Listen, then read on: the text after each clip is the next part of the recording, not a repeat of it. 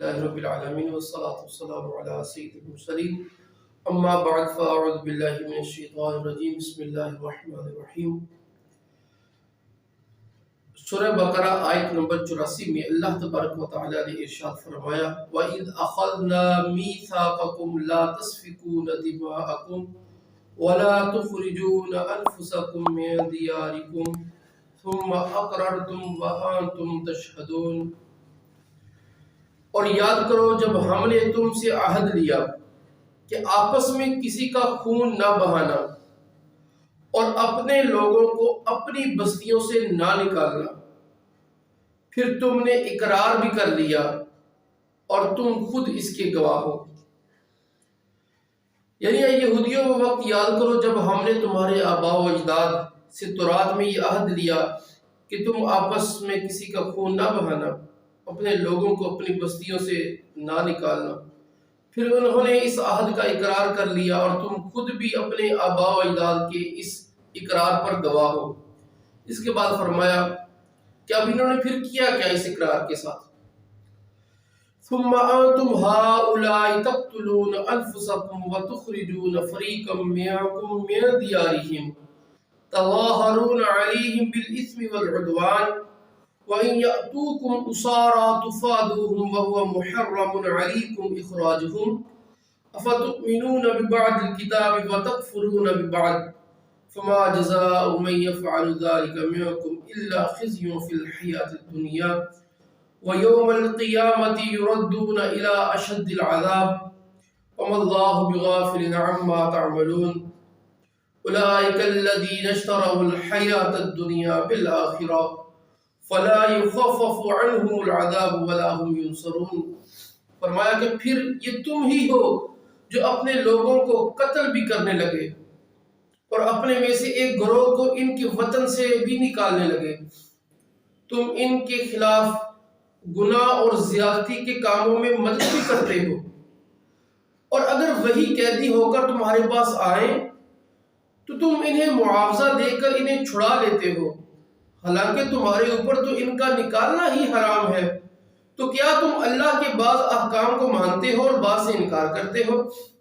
تو جو تم میں سے ایسا کرے اس کا بدلہ دنیاوی زندگی میں ذلت و رسوائی کے سوا اور کیا ہے، اور قیامت کے دن انہیں شدید ترین عذاب کی طرف لوٹایا جائے گا، اور اللہ تمہارے اعمال سے بے خبر نہیں۔ یہی وہ لوگ ہیں کہ جنہوں نے آخرت کے بدلے دنیا کی زندگی خرید لی، تو ان سے نہ تو عذاب ہلکا کیا جائے گا اور نہ ہی ان کی مدد کی جائے گی۔ اس آیت کا پس منظر یہ ہے، نبی اکرم صلی اللہ علیہ وآلہ وسلم کے زمانے کی یہودی، ان کی حالت، ان کا طرز فکر، طرز عمل۔ بات یہ ہے کہ تورات کے اندر اللہ تعالیٰ نے یہودیوں سے 3 وعدے لیے۔ پہلا وعدہ یہ کہ دوسرے کو قتل نہیں کرنا، ایک دوسرے کو جلا وطن نہیں کرنا۔ اگر ان کی قوم میں سے کوئی بندہ قیدی ہو کر دوسری قوم میں چلا جائے، دوسری قوم والا یہودی قوم کو غلام یا لونڈی بنا لے، تو ان پر یہ لازم کیا گیا کہ اسے خرید کر آزاد کر دے۔ اب نسل در نسل یہودیوں میں یہ حال چلتا رہا، وہ اس کی پاسداری کرتے رہے، نہ تو قتل کرتے، نہ اپنے لوگوں کو اپنے علاقوں سے جلا وطن کرتے، اگر کوئی قیدی ہو جاتا تو چھڑا لیتے۔ اب بات پہنچی مدینہ منورہ کے گرد جو یہودی قبائل آباد تھے آقا علیہ السلام کے زمانے میں۔ 2 قبیلے آباد تھے، ایک کا نام بنی قریظہ اور دوسرا بنی نذیر۔ اب مدینہ کے آس پاس 2 مشرک قبیلے بھی آباد تھے، ایک کا نام اوس اور ایک کا نام خزرج۔ اب بنی قریظہ والے انہوں نے اوس قبیلے کے ساتھ اتحاد کیا ہوا تھا، بنی نذیر والے ان کا اتحاد خزرج قبیلے کے ساتھ تھا، یعنی دونوں یہودیوں کا آپس میں اتحاد نہیں تھا، صحیح، ہاں، دونوں نے ایک ایک مشرک قبیلے سے اتحاد کیا ہوا تھا۔ اب ہوتا یہ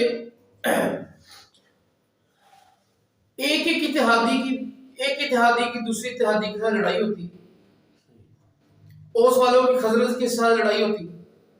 اب بنی قریظہ والے اپنے اتحادی اوس سے مل کر یہ خزرج کے ساتھ لڑائی کرتے، اور خزرج کا جو اتحادی تھے بنی نذیر تھے، یہ اتحادی ہونے کی بنا پر یہ بھی جنگ میں کودتے اور لڑائی کرتے. اور جب لڑائی ہوتی تو سامنے مشرک قبیلہ بھی ہوتا اور ایک طرف یہودی قبیلہ بھی ہوتا. اب جنگ کے دوران کیا کرتے؟ قتل بھی کرتے.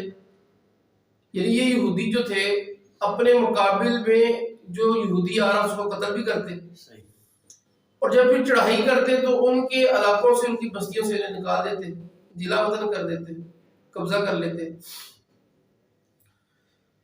اب پھر جنگ کے دوران قتل و غارت بھی ہوتی ہے، علاقوں سے بے دخل بھی کیا جاتا ہے، پھر اس کے بعد قیدی بھی بنایا جاتا ہے. اب جب جنگ ختم ہو جاتی، یہ دونوں قبیلے کیا کرتے؟ یہ بنی قریظہ والے اوس کے اتحادی تھے اور بنی نذیر والے خزرج کے اتحادی تھے. بنی قریظہ والے اپنے اتحادی کے پاس کوئی یہودی بنی نذیر کا قیدی ہو کے آ جاتا تھا، یہ اپنے اتحادی کو پیسے دے کر اسے آزاد کر دیتے. اور یہی کام بنی نذیر والے کرتے کہ بنی قریظہ کا کوئی بندہ ان کے اتحادی کے پاس بھی قیدی ہو کے آ جاتا تو خود ہی پیسے دے کر اسے کیا کرتے؟ آزاد کرتے. اللہ تعالیٰ نے یہ کہا کہ ان کی اس عجیب و غریب عمل کو بیان کیا کہ تم لوگ ایک دوسرے کو قتل بھی کرتے ہو، ان کو ان کے گھروں سے نکال بھی دیتے ہو، اور پھر تمہیں ہو کہ پیسے دے کر چھڑا بھی دیتے ہو. یعنی ان کے ایک دوہرے معیار کو، عجیب و غریب عمل کو بیان کیا گیا. اب اس وقت ان قبیلے والوں سے پوچھا گیا بھئی یہ تم کون سی ایک عجیب سی حرکت کرتے ہو، اور جب باہر ہوتے ہو تو ایک دوسرے کو مارتے ہو اور ان کو گھروں سے بھی نکالتے ہو، اور یہاں پر آ کے پیسے دے کے چھڑا بھی دیتے ہو، یہ تم نے کیا کام شروع کیا؟ تو انہوں نے کہا کہ یہ ہم نے، اللہ تعالیٰ نے ہم سے تورات سے عہد لیا کہ کوئی قیدی ہو کے آئے تو اسے آزاد کرتے. تو کہا بے وقوفو تم کیا کرتے ہو؟ یہ بھی تو کہا تورات میں قتل نہیں کرنا، یہ بھی تو کہا ہے کہ کسی کو اپنے اس کے گھر سے نہیں نکالنا، تو یہ والی بات کہاں گئی؟ تو کہنے لگے بات یہ ہے کہ اگر ہم اپنے حلیف کا ساتھ نہ دیں، اگر جنگ کے میدان میں ان کو نہ مارے، تو اس میں ہمارا جو حلیف ہے نا اس کی ذلت ہے. ہماری اتحادیوں کے ساتھ جو ہم نے بات طے کی ہوئی نا، تو اس میں ہماری شرمندگی ہے. پیسے دے کے چھڑانے میں کوئی شرمندگی نہیں. تو لہذا ہم اس بات پہ عمل کرتے ہیں، اور اس بات پہ اس لیے نہیں عمل کرتے اس میں ہمیں شرمندگی کا سامنا کرنا پڑتا ہے. اب یہاں پر اللہ تبارک و تعالیٰ نے فرمایا کہ تم کیسے لوگ ہو کہ بعض کتاب پر ایمان رکھتے ہو، بعض سے انکار کرتے ہو. اب یہاں پر یہودیوں کو قرآن پاک میں یہ جو جملہ افتؤمنون ببعض الکتاب وتکفرون ببعض، کہ بعض پر ایمان رکھتے ہو بعض پر سے انکار کرتے ہو، تو میرے بھائیوں یہ تو ایک عمل تھا ان کا، یہودیوں کا. ہمارا عمل آج کل یہی نہیں. بعض اسلام کی باتیں مانتے ہیں اور بعض کا انکار نہیں کرتے. انکار کرنے کا وہی معنی یہ نہیں کہ یہ کہنا کہ میں اس کو مانتا نہیں، اس کے خلاف کرنا یہ بھی نہ ماننا ہوتا ہے، انکار کرنا ہوتا ہے. یہاں پر بھی یہودی یہ تھوڑی کہتے تھے کہ اللہ نے ہم سے وعدہ نہیں لیا، مانتے تھے غلط کرتے ہیں، مانتے تھے کہ ہم غلط کریں، لیکن اس کی اپنے تھے ایک ریزن بنا لی کہ اس میں ہماری شرمندگی ہے.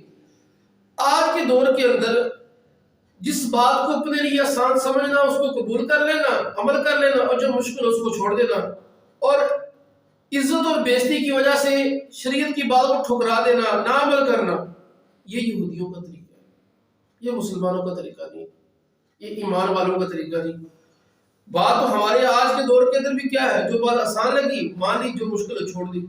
جس میں کچھ عزت بےزتی کا مسئلہ ہے دنیاوی طور پر، حالانکہ عزت وہی ہے جو اللہ دے، عزت و ذلت کا معیار وہی ہے کہ جو اللہ تعالیٰ نے طے کی. تو آج کیا ہے، آج اپنی عزت اور بےزتی کے چکر میں اللہ کی نافرمانی کی جاتی ہے. تو یہاں انہوں نے بھی اسی چکر میں اللہ کی نافرمانی کی، اور اللہ تعالیٰ کی بارگاہ سے دور ہو گئی. اور آج ہم اگر زمانے کے اندر دیکھیں مسلمان بھی یہی حرکت بالکل اس کے قریب کرتے ہیں. جیسے پاکستان نے یہ حرکت کی کہ اپنے اتحادیوں سے مل کر مسلمان ملکوں پر چڑھائی کی، ٹھیک ہے، اور پھر انہیں اپنے ملک میں جگہ بھی دکھا رہنے کے لیے. یعنی کتنے بیوقوف تھے یہ لوگ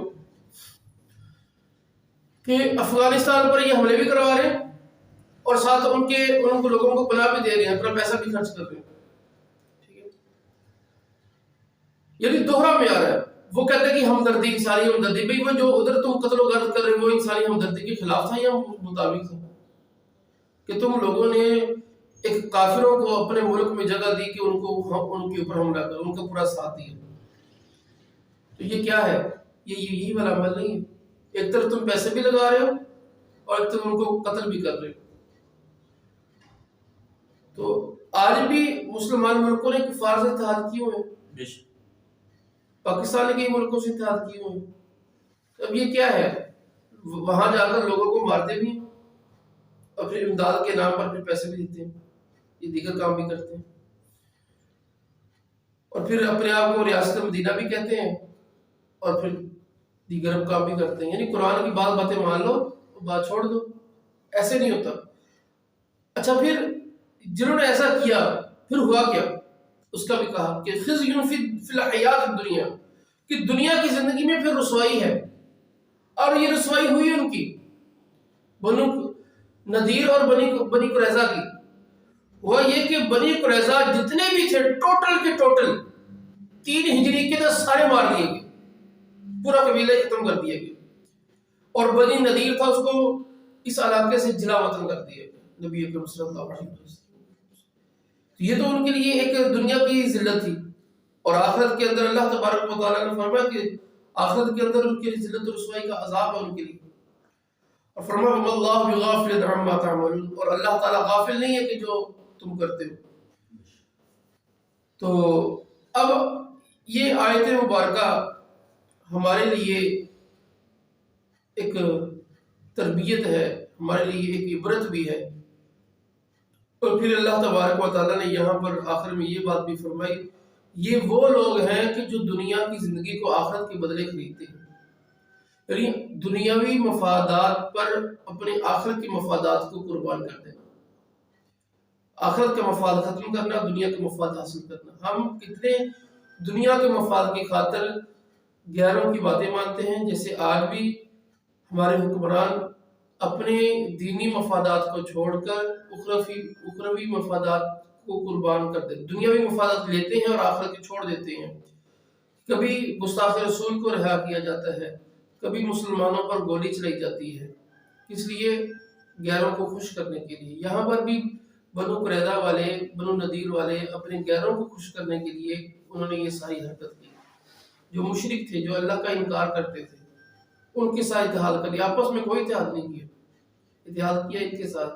آج بھی مسلمان ملکوں نے امریکہ، چائنا، روس سے اتحاد کیے ہوئے، آپس میں ان کے کوئی اتحاد نہیں. اللہ تبارک و تعالی ہمیں ہدایت کی توفیق عطا فرمائے.